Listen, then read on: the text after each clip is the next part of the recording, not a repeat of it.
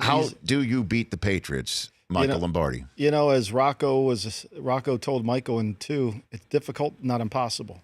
But I do think you have to have an institutional commitment to the special teams. I think that's really – but I don't think people really understand it, and I'll do a shameless plug for this book I'm writing. But the book I'm writing, I'm talking about special teams, and I'm talking about really great coaches in this industry build their culture in the building through special teams.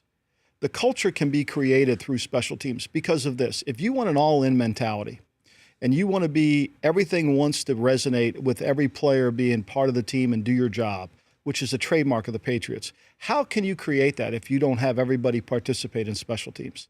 And that's where the Patriots get their ability. Bill Snyder at Kansas State. Do you realize since 1935, I think it was, Bill Snyder has won more games from 35 till the time he got there? Because he emphasized the kicking game. He built his culture on the kicking game. Same thing Don James did at the University of Washington. Same things that Urban Meyer's done at Ohio State and every place he's been. So if you want to beat the Patriots, institutionally, you have to be committed to the kicking game. It just can't be, look, we need a good week of practice in the kicking game this week. Is that why John Harbaugh has more success against New England than many other coaches, because his background is special teams? Because they are very good in the kicking game, and they work at the kicking game. And I think you have to be able to control field position on Brady. Look, the Super Bowl that the Giants won, the one in Indianapolis, the best field position they had in that game was their own 29-yard line. Steve Weatherford didn't get the MVP of the game. He deserved it. He was the difference in the game. He had 4 punts. Well, you're talking my language if you want to talk about punter as MVP. Yeah, Bobo. exactly. I mean, come on now. I mean, so that part is, look, you got to be really good in the kicking game. And that's what I wrote about. And I don't think people really understand it. Like, I've been around too many coaches, head coaches, that just want clean exchanges.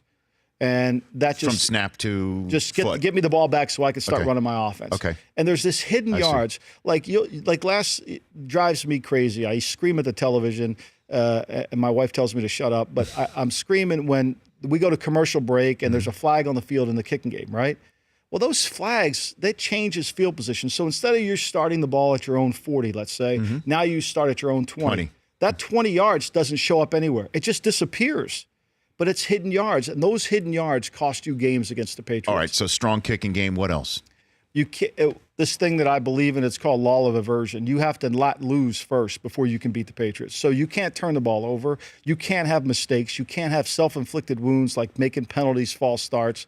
You got to protect the ball. No penalties in the kicking game. You've got to make them beat you. You can't beat yourself, which means you don't turn the ball over, you don't do something stupid. So if you can do those things, that gives you a better chance. Kicking game, the law of aversion, don't beat yourself, and then you've got to make enough plays in the passing game. You've got to be able to convert those 4-down plays, those 4-point plays. When you get the ball in the red zone, you got to be able to score touchdowns. You can't kick field goals. That's why you call it a 4-point That's play. why I call it 4-point, which I don't understand. The NFL, I wrote this in the column, the NFL is the greatest marketing business of all time, and we don't emphasize 4-point plays. Like the ball, it's 3rd and 6 at the Patriot, and you're getting ready to score. And if you miss the 3rd and 6, you're kicking a field goal.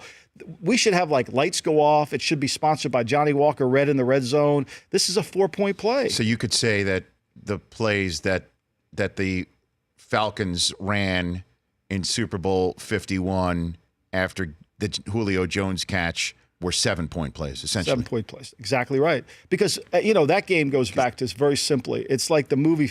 If you saw the movie Founders about Ray Kroc, when he realized he wasn't in the hamburger business, he was in the real estate business, right? It's the same thing. Dan Quinn didn't realize his opponent was the clock, not the Patriots. At some point, you've got to make that distinction in the game. The Rich Eisen Show, weekdays at noon Eastern on radio stations across the country and audience. Isn't it amazing you can download an app with your thumbprint? You should download our app with your thumbprint.